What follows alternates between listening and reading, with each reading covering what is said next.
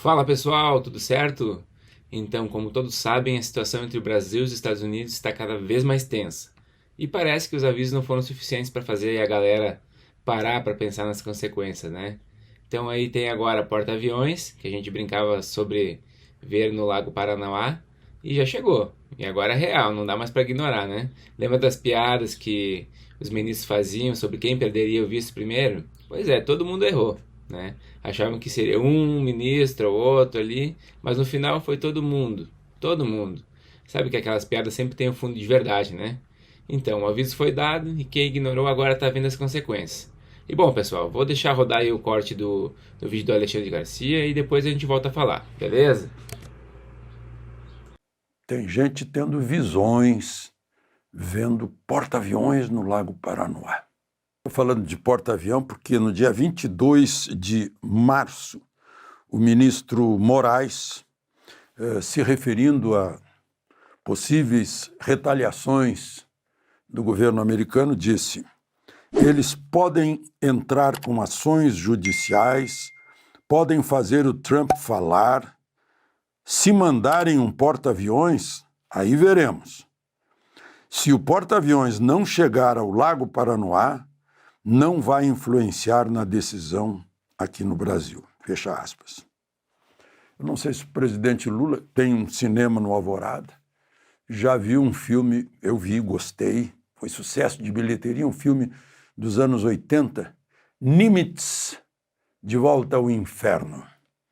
É o grande porta-aviões da época, entra num buraco no tempo, tem gente tendo visões no Pacífico em 1940, porta-aviões no Lago da Guerra Mundial, com os japoneses. Não?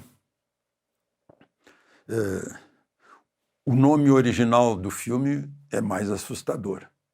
É Final Countdown, ou seja, contagem regressiva final. Mais assustador ainda seria se aparecesse o Gerald Ford, o USS Gerald Ford. Tem 333 metros de comprimento, comporta 90 aviões. É o maior porta-aviões hoje dos Estados Unidos. É um porta-aviões nuclear. Bom, enfim, não sei se alguém está tendo visões de porta-aviões no Lago Paranoá. Mas foi um dia movimentado, né? É uma nota da Embaixada e dos consulados dos Estados Unidos no Brasil. Diz a nota: Jair Bolsonaro e sua família têm sido fortes parceiros dos Estados Unidos.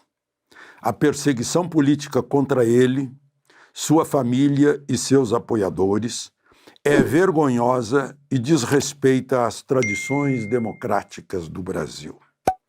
Reforçamos a declaração do presidente Trump, declaração do dia anterior, que ele postou. Estamos acompanhando de perto a situação. O mesmo disse o presidente Trump. A embaixada é o olho, os ouvidos e a voz do presidente dos Estados Unidos e do Departamento de Estado.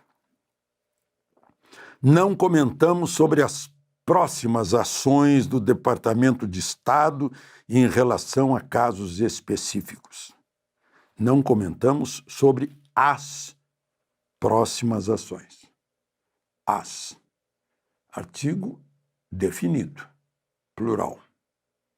Não ficou indefinido, não comentamos ações, mas já tem a definição de que há próximas ações em relação a casos específicos. Fica assim no ar a expectativa de que seja a aplicação da lei Magnitsky, né?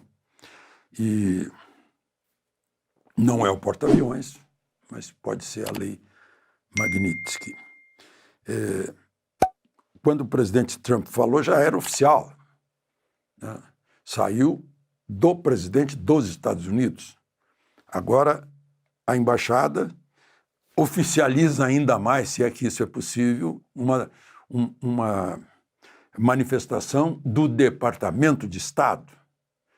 É superoficial em nome dos Estados Unidos da América, essa essa declaração de a perseguição política contra Jair Bolsonaro e sua família, seus apoiadores, é vergonhosa e desrespeita as tradições democráticas do Brasil. É bastante forte uma declaração dessas da embaixada e dos consulados dos Estados Unidos. Bom, o Itamaraty anunciou aí para repórteres que vai chamar o encarregado de negócios da embaixada, o Gabriel Escobar. Ele já está designado para ser embaixador num outro país, mas como não foi nomeado embaixador ainda aqui, desde que trocou o governo, e ele é o encarregado de negócios, que vai ser chamado para dar explicações sobre essa nota do Departamento de Estado, nota da embaixada.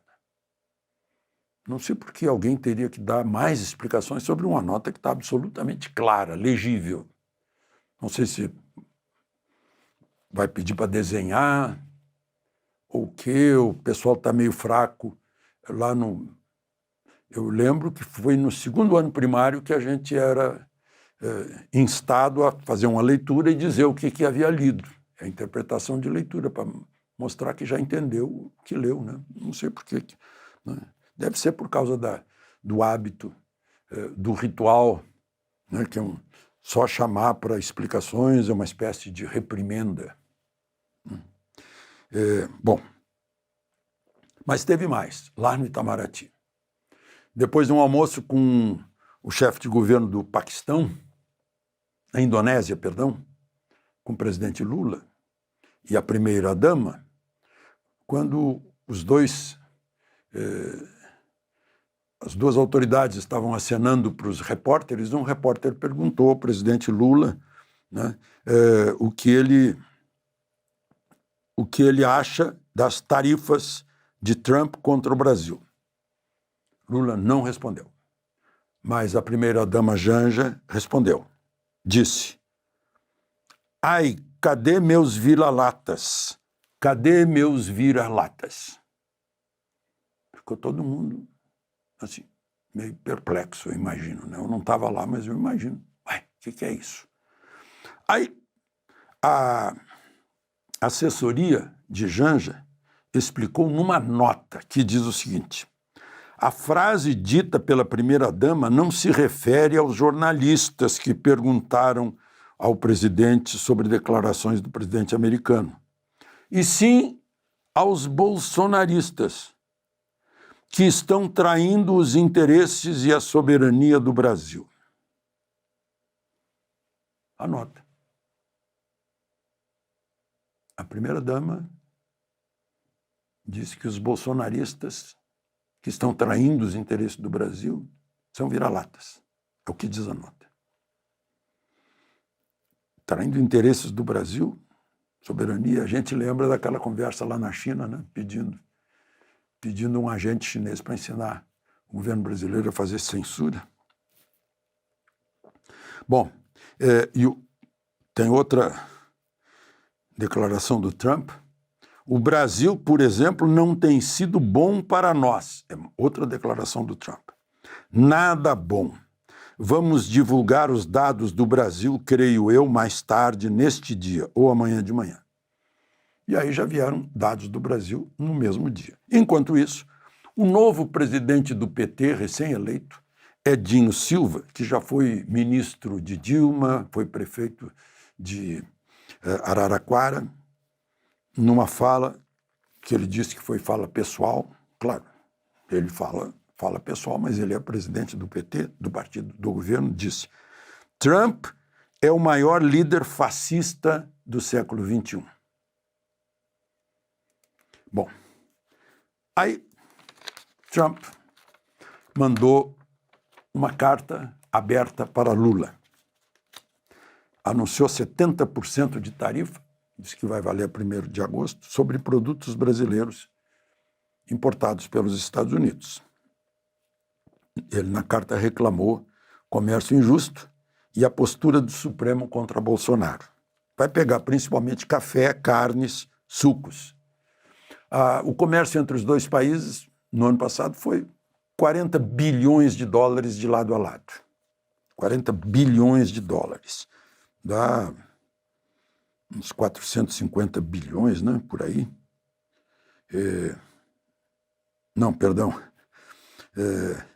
Uns 250 bilhões.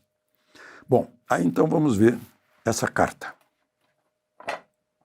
Aliás, só para vocês saberem, o Brasil já estava perdendo antes, né? Eu soube hoje que tinha 100 blindados produzidos no Brasil para a Argentina comprar, ministro da Defesa. Aí eu já contei para vocês, o ministro da Defesa foi para os Estados Unidos e fechou negócio com outro blindado, o Strike. Já comentei com vocês.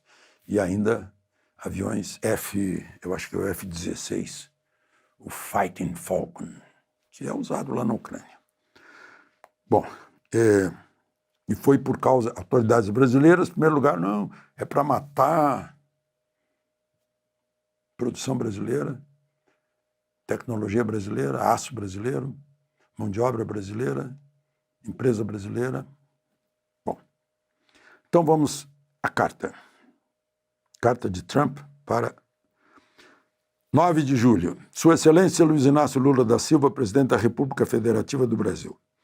Conheci e tratei com o ex-presidente Jair Bolsonaro e o respeitei muito, assim como a maioria de outros líderes de países. A forma como o Brasil tem tratado o ex-presidente Bolsonaro, um líder altamente respeitado em todo o mundo durante seu mandato, inclusive pelos Estados Unidos, é uma vergonha internacional.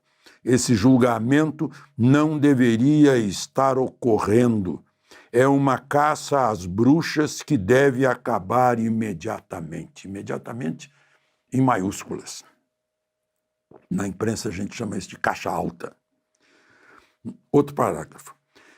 Em parte devido aos ataques insidiosos do Brasil contra eleições livres e a violação fundamental de liberdade de expressão dos americanos, como demonstrado recentemente pelo Supremo Tribunal Federal do Brasil, que emitiu centenas de ordens de censura secretas e ilegais a plataformas de mídia social dos Estados Unidos, ameaçando-as com multas de milhões de dólares e expulsão do mercado de mídia social brasileiro.